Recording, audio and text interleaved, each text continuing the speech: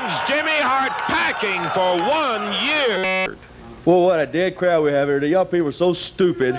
But, you know, Lance, you see what I have in my hand here, right? Oh, I see it. It's the Jerry Lawler book, The Crowning of the King. That's right. You know, earlier this week, I picked this book up, and you know, boy, it surprised me. I'm really impressed by the king, you know. First of all, usually when people have great careers and they're great professionals, they usually do have a book written about them.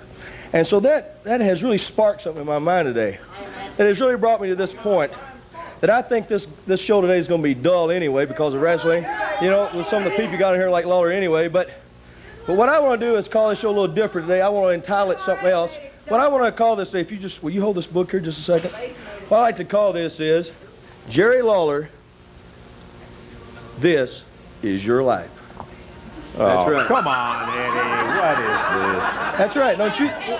Don't you think this would be great? See, don't you remember Ralph Edwards with This Is Your Life? Certainly I See, I expect when people have great careers that they should look back sometimes, just like in this book here. You should look back over your careers. But we got to have our honored guest out here. We've got to have Jerry Lawler out here. Is there any way you can get him out here? Because no, I don't think there's any way I can get him out here.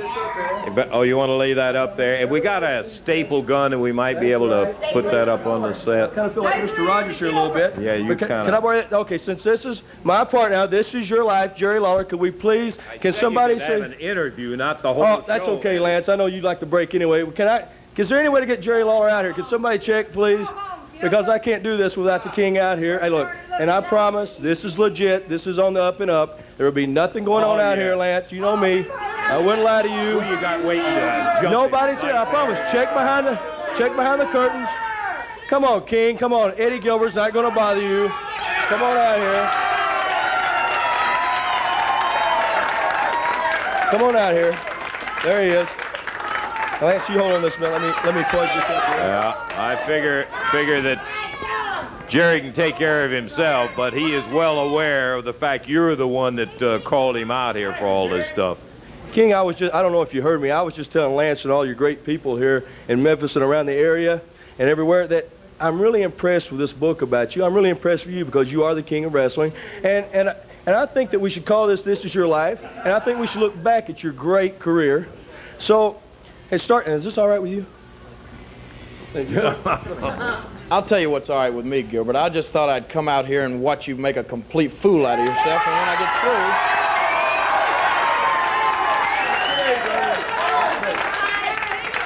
This is all yours today. This is your day, Jerry. Yeah, I know. You can't make a fool out of yourself. God already beat you to it. But let me just say this.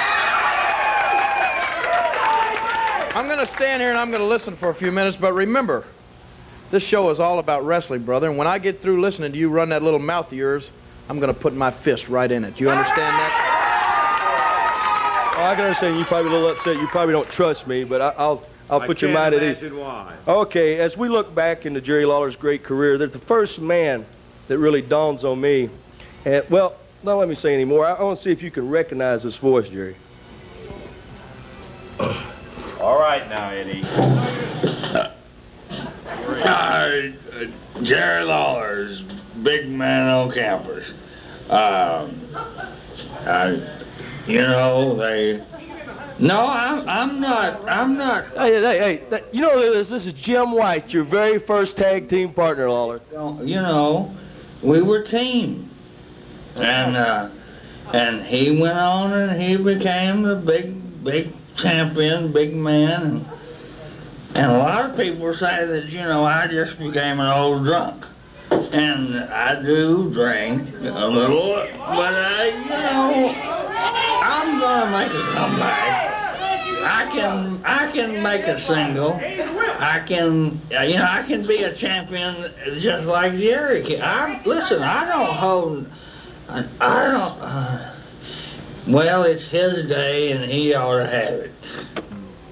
That's right, Lawler. Jim White, your very first tag team partner, a man that you cast aside, that you put out to pasture because you, Lawler, you want to go on your own to the top to be the Southern heavyweight champion, right? Well, I'm right, I know. Well, yeah, okay. Well, as I look back again, another man, looking through your book there, that I realize that is a very good part of your career was, well, he's not here today, and we couldn't even get him here today.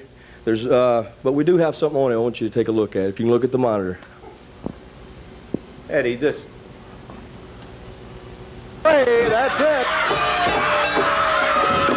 The referee was knocked down too. Sam Bass in the ring with Jerry Lawler. That's right, Lawler. Sam Bass. Marvelous. A man that molded your career, that started you off on the right road to be the king of wrestling. But what happened to Sam Bass? Oh, well, like everything else, you wanted to be the king. You wanted to be the head honcho. So Sam Bass was busy carrying your bags for you into the arenas and carrying them on the road with him, that you, being the man that you were, wanted to fly to all the matches. And on that fateful night, that summer night in 1976, the night that you decided to fly to the match, poor old Sam Bass had to drive. But he never made it home that night, Lawler. That's not. Yes, he met his doom. Eddie, this And he's is not the here fourth today. tape.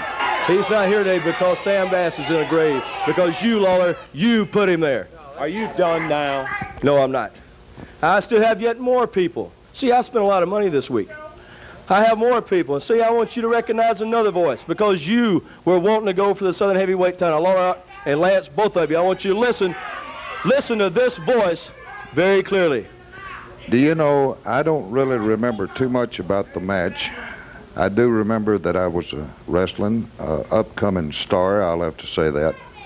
And I was wrestling at that time for my Southern Championship.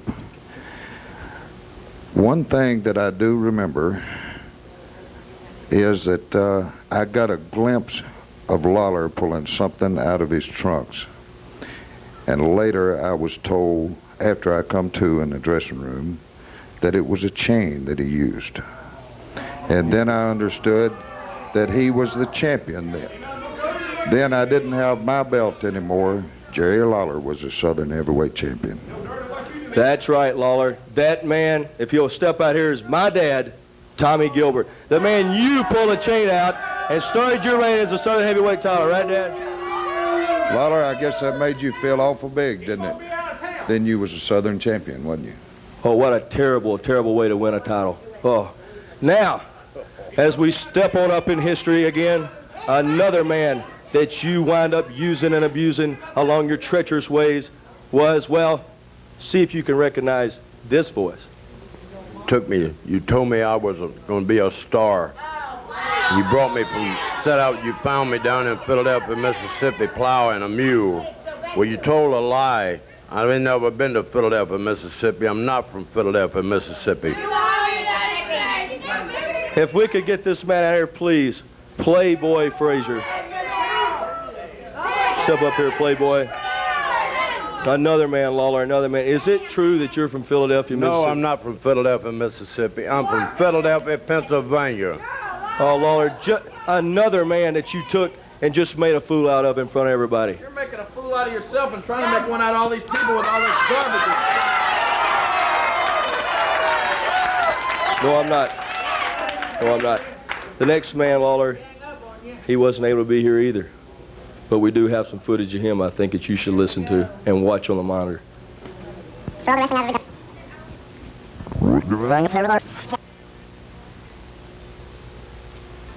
Apologize for all the wrestling I've ever done, all the abuse I've ever given to people that didn't understand what I was doing. And Lawler grabs him straight up. Lawler with a pile driver. Only the second move by Lawler, and bang goes Kaufman.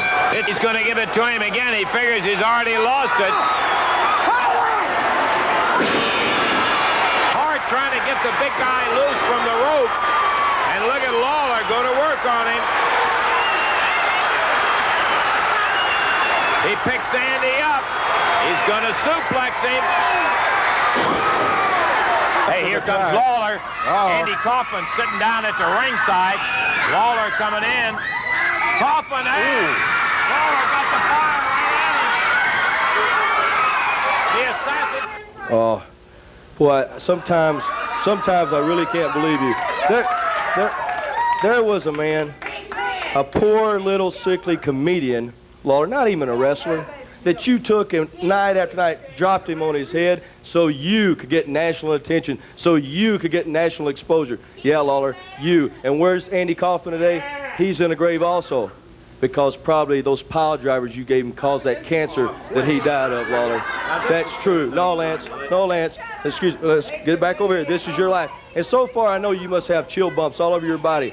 Probably you kind of feel probably like Scrooge in the Ghost of the Past, right? But anyway, we have yet another man that I've gone to great trouble to get here today. And if I can, please, if you'll listen very closely to this man.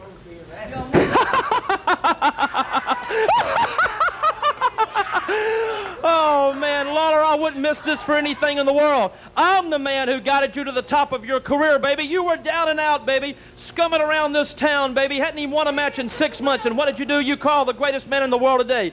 That's right, Jimmy Hart, baby. And what did I do for you? I won you the Southern Heavyweight Championship belt. Then you won the CWA Championship belt. And, baby, you were in line. We had a shoe-in for the NWA title. But no, Jerry Lawler wanted to do everything by himself. He wanted to be in music. What did Jimmy Hart do for him? I took the worst voice in the history of music, Jerry Lawler's voice, and make him into where he sounded halfway decent, baby. So you had your gold records. You had everything, baby, just like Jimmy Hart had. And what did you do to me, baby? You tried to drop me like a bad habit, brother. Well, baby, it's like Eddie Gilbert said, man. There's a lot of people waiting for you to fall, King, baby. Like I said, there's a lot of people. That's right, Jerry Lawler. The man that started you out. The greatest manager in the world today, Jimmy Hart. Right, Jimmy? You better believe it, baby. You're finished, man. There's a lot of people waiting for you to fall, King. I want you to realize that. A lot of people, just like the kid said here, baby. Just like he said. That's right, Lawler. I want you to think now. I want you to look at all these guests I had here today. I hope you remember all that footage you saw, all the people from Jim White, Sam Bass, Tommy Gilbert, Playboy Frazier, Andy Kaufman, and Jimmy Hart. Now, Lawler, what this all boils down to is all these men that you've seen, and probably a lot of more, have watched you sit at the top now. And it's probably very lonely up there, isn't it? But now they're wanting to watch you as you fall, brother. And see, that's where I come in, because I'm in the position now to where I'm going to be the man to put you at the bottom. Where's my book? Lawler, here's your book, and this is your life, and I hope you've been very, very proud of it. I hope you're through with it. That's all I can say. Finally, after taking up that and carrying on and telling your side of it, your version of it in there. Obviously, everything he did, Jerry, is slanted by Eddie Gilbert in the way he wanted it to appear and come across that way. And I'm sorry it came out that way, but I didn't expect any more out of it. No, you know, I don't exactly know what I should say or what to say at a time like this. You know, he has all this footage of Sam and Andy Kaufman and things like that. Eddie Gilbert, as I said, and I almost hate to say this, Lance, but he almost reminds me of myself when I was, you know, like him, a young, cocky punk trying to come up who thought that I could take on anything and everybody. And I remember at the time here was Jackie Fargo on the top of the heap at that time, and I couldn't wait till I got my hands on Jackie Fargo. And I think Eddie Gilbert's probably looking at the same situation now with me. Yep. Well, all I can tell Eddie Gilbert is, if he thinks that he's going to come in here and knock me off the top of the heap, brother, you've got your hands full, and I'm ready anytime you want. Well, maybe we can get back into the ring here with action. We're going to take time out, and we'll be back in just a moment.